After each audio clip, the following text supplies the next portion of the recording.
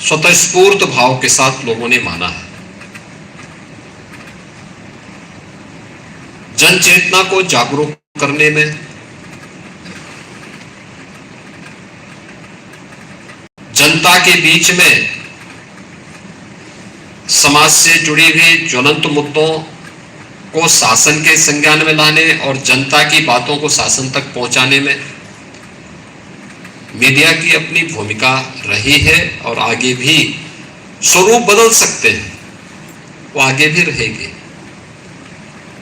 एक समय था जब ये देश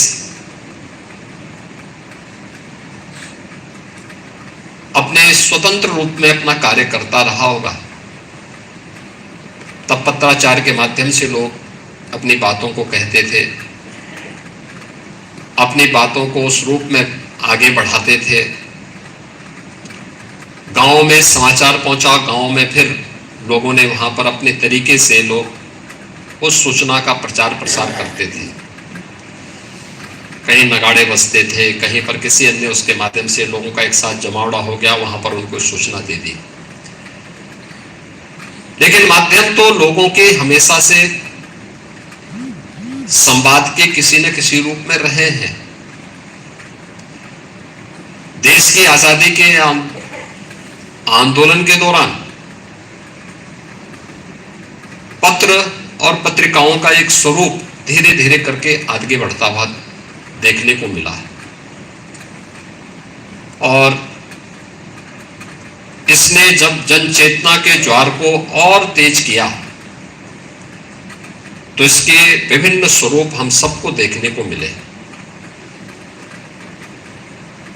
आपने देखा होगा आजादी के पूरे आंदोलन को अगर आप अवलोकन करेंगे तो उसमें आपको अलग अलग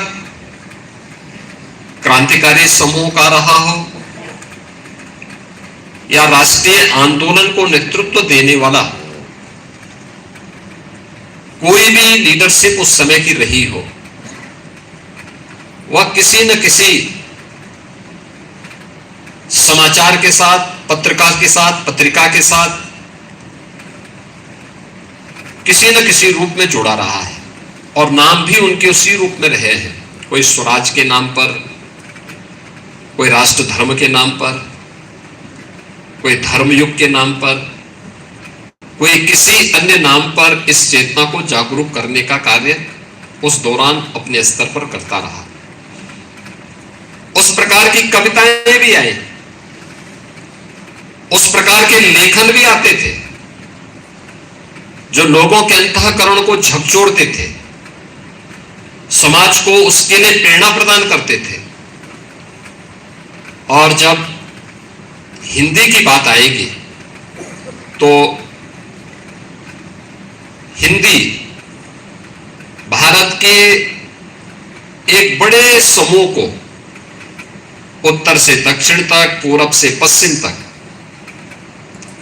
एक बड़े समूह को अपने से जोड़ने का निर्वहन बखूबी किया था।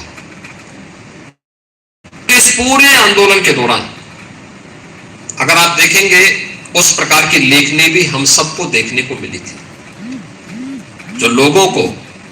उन महापुरुषों के साथ जोड़ सके जो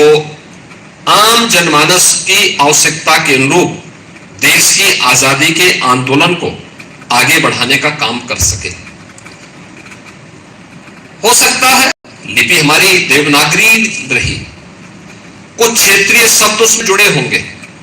लेकिन माध्यम उसको नेतृत्वकर्ता के रूप में कोई एक भाषा थी, वह हिंदी थी। आज भी आप देखते होंगे पूरे देश के अंदर अगर उत्तर हो, दक्षिण हो, पूरब और पश्चिम हो, पूरे भारत को अगर हम आज के दिन पर भी इस रूप में देखें तो पूरे भारत के अंदर इस संवाद का माध्यम और इस संवाद को जोड़ने का एक सशक्त माध्यम कोई एक भाषा बन सकती है तो वह केवल हिंदी बन सकती है। जो देश के अंदर